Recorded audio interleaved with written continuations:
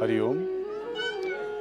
मैं स्वामी रुद्राक्षदेव ऋषिकेश से आज माँ के 52 शक्तिपीठों में से स्थित माँ कुंचापुरी इस सिद्धपीठ पर आज हम यहाँ बैठे हुए हैं।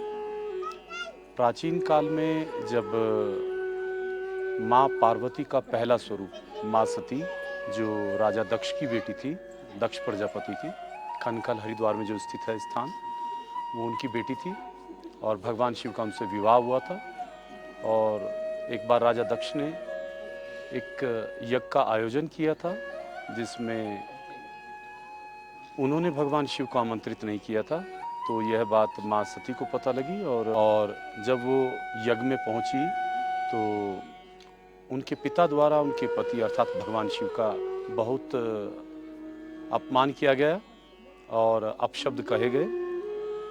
क्रोधवश आकर माँ सती ने अपने शरीर सहित उस यज्ञ में आहुति दे दी और जिसके कारण उनके शरीर उसमें अग्नि में भस्म हो गया। और इसके पश्चात भगवान शिव क्रोध में आए, उन्होंने अपनी जटा को उखाड़ा और वीरभद्र को प्रकट किया और वीरभद्र ने राजा दक्ष का सर काट लिया।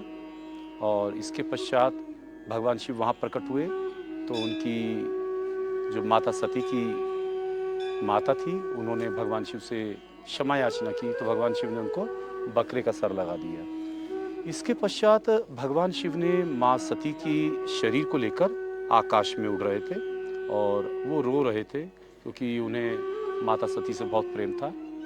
परंतु भगवान विष्णु ने देखा कि देवों को देव महादेव यदि इस प्रकार से रुदन करते रहेंगे तो इस सृष्टि को कौन संभालेगा। तो उन्होंने अपने सुदर्शन चक्र से माता सती के शरीर के 52 टुकड़े कर दिए, जो हिमालय में आपके पाकिस्तान के क्षेत्र से लेकर और अंत में आसाम तक कामाख्या मंदिर तक, वहाँ हमारे 52 टुकड़े गिरे हैं माता के।